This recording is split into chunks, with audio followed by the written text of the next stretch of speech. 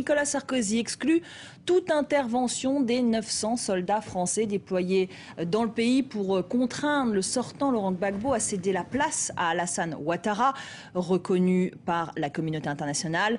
Laurent Gbagbo qui décidément s'accroche à son fauteuil. Nous avons interviewé son ministre de la Jeunesse, Charles Blé Goudet, le chef des jeunes patriotes, les plus fervents partisans de Gbagbo.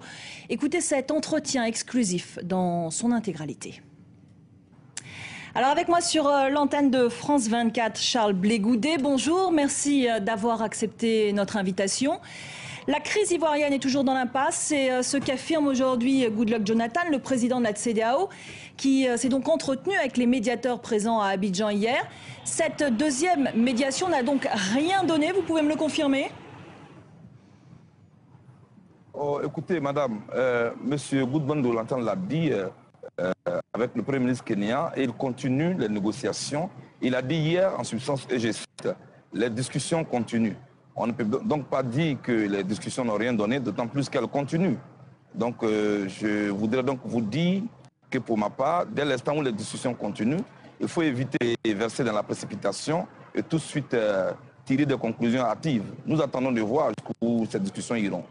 Bon, en tout cas, le président nigérian parle d'impasse.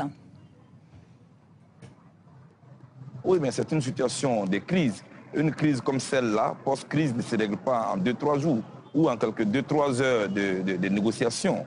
Il faut dire que le fait que l'on ait quitté des positions tranchées et que maintenant, l'on s'en sert pour discuter, il y a une évolution.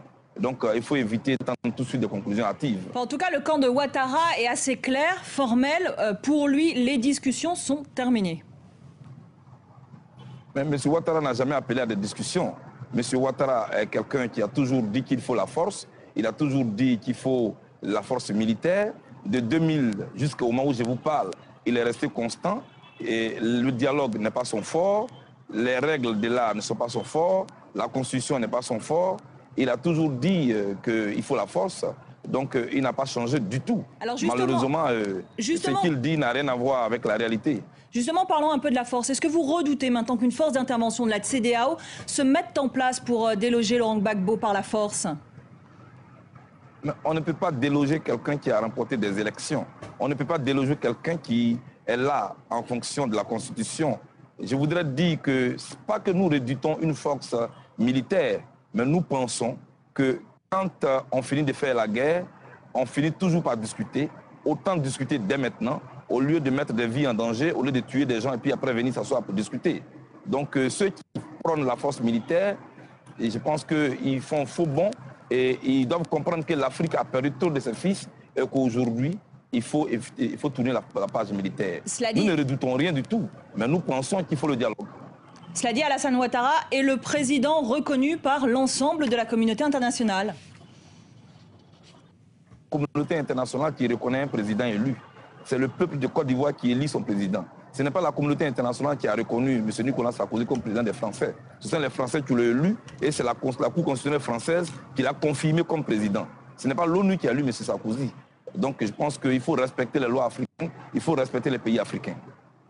Alors vous avez menacé à plusieurs reprises d'attaquer l'hôtel du Golfe à main nue. Est-ce que c'est toujours d'actualité? Il faut enlever le mot attaquer. Les mains nues ne peuvent pas attaquer.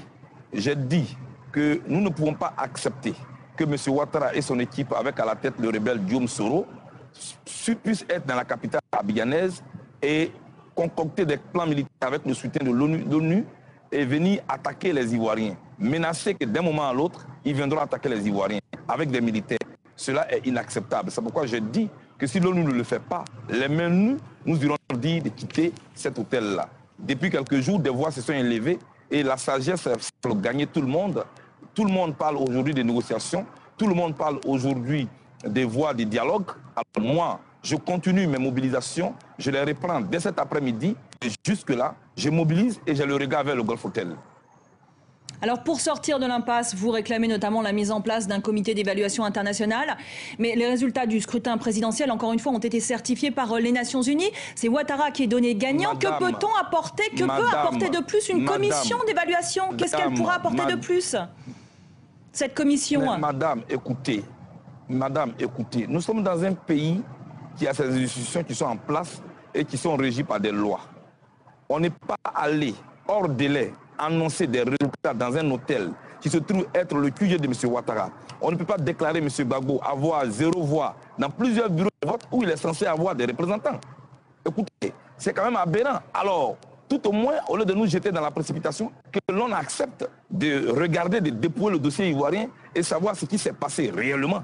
En Côte d'Ivoire, M. Ouattara, M. Guillaume Soro, M. Choi avaient une feuille de route secrète, c'était de faire en sorte d'installer M. Ouattara à n'importe quel prix. Ce que nous ne sommes prêts à accepter. C'est pourquoi nous proposons ce comité d'évaluation pour effectivement enquêter et voir qui de Gbagbo Laurent ou M. Ouattara a effectivement gagné les élections. C'est le minimum, madame. Oui, mais cela dit, les Nations Unies reconnaissent la victoire de Ouattara. La CEDEAO, l'Union africaine... Ce n'est pas les Nations Unies qui élisent les présidents en Afrique. Non, ce n'est pas l'Union africaine qui choisit les présidents à la place des peuples de Côte d'Ivoire. Il faut que vous compreniez cela. Non, mais la commission électorale également a reconnu la victoire de Ouattara. La commission électorale... Non, monsieur Bakayoko n'est pas la commission électorale. Monsieur Bakayoko est le président de la commission électorale et la commission électorale fonctionne sur un mode opératoire. Les résultats doivent être prononcés au siège de la commission électorale et en 72 heures après les élections. Alors, si ces 72 heures sont passées, il revient au Conseil constitutionnel de le faire. Est-ce que cela a été respecté? Non. Pourquoi vous voulez nous mettre en dehors des règles, vous mettre dans une précipitation où on parle de la communauté internationale, de l'ONU, de l'Union africaine? Non, non et non, madame. Les mêmes règles, la même loi qui a permis à M. Ouattara d'être président, et la même loi qui a permis à M. Ouattara d'aller au second tour, c'était la loi du Conseil constitutionnel. Pourquoi accepter une loi quand elle l'arrange et quand il le refuse? Le Conseil constitutionnel dont on dit qu'il est aux mains des pro-Gbagbo. Pardon? Le Conseil constitutionnel dont on dit qu'il est aux mains des pro-Gbagbo. Et le Conseil constitutionnel en France, la Cour constitutionnelle est aux mains de qui? Et la Cour suprême aux États-Unis est aux mains de qui? Madame, je voudrais donc que l'on nous respecte. Ici en Côte d'Ivoire, ce même Conseil constitutionnel, c'est ce même Conseil constitutionnel qui a permis à M. Ouattara d'aller au second tour. Pourquoi n'a-t-il pas refusé d'aller au second tour? Parce que ce Conseil constitutionnel-là est proche de Gbagbo. Alors, M. Issou Bakayoko, est-il proche de qui, lui? En Côte d'Ivoire, la commission électorale à 90%, excusez-moi madame, la commission électorale à 90% est aux mains de l'opposition. Malgré cela, nous avons accepté d'aller aux élections avec eux. Alors chaque militant, chaque responsable en Côte d'Ivoire est au moins proche d'un leader politique. Mais cela dit, quand nous parlons de la République, on ne parle plus de proche de qui que ce soit. Qu'est-ce que vous proposez concrètement pour sortir de cette crise? Mais le président, dont je suis le ministre, a proposé un comité d'évaluation pour venir voir si la procédure a été acceptée. Est-ce qu'il y a eu des élections au nord de la Côte d'Ivoire?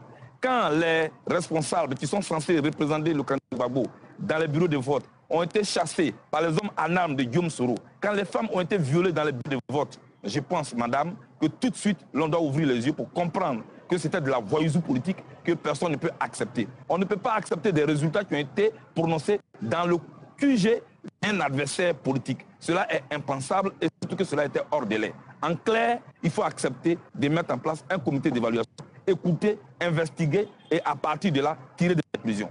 Alors vous avez parlé de violence, d'exaction. Il y a eu des accusations de violence, d'exaction à l'encontre notamment du camp Ouattara. On parle de 173 morts depuis le début de cette crise. Quelle est votre réaction d'une part et d'autre part, est-ce que vous redoutez des poursuites? Madame, ce qui est ma réaction, c'est la manière dont ces exactions-là sont présentées. Savez-vous, madame, qu'en Côte d'Ivoire, quand M. Ouattara appelle à des manifestations, ces manifestants descendent dans les rues avec les kalachnikovs et ils tirent sur la police. Et que ces manifestants ont incendié un immeuble et qu'un policier de l'État de Côte d'Ivoire a été calciné par des manifestants de M. Ouattara. Quand en France, les gens manifestent, ils ne tirent pas sur la police. Quand aux États-Unis, les gens manifestent, ils viennent les mains nues. Mais quand des manifestants viennent avec des pistolets, avec des kalachnikovs, en ce moment-là, je pense qu'il ne faut pas faire deux poids, deux mesures. Ici, en Côte d'Ivoire, nous avons affaire à une guérilla urbaine aux mains de M. Ouattara. Voilà ce qui est la vérité.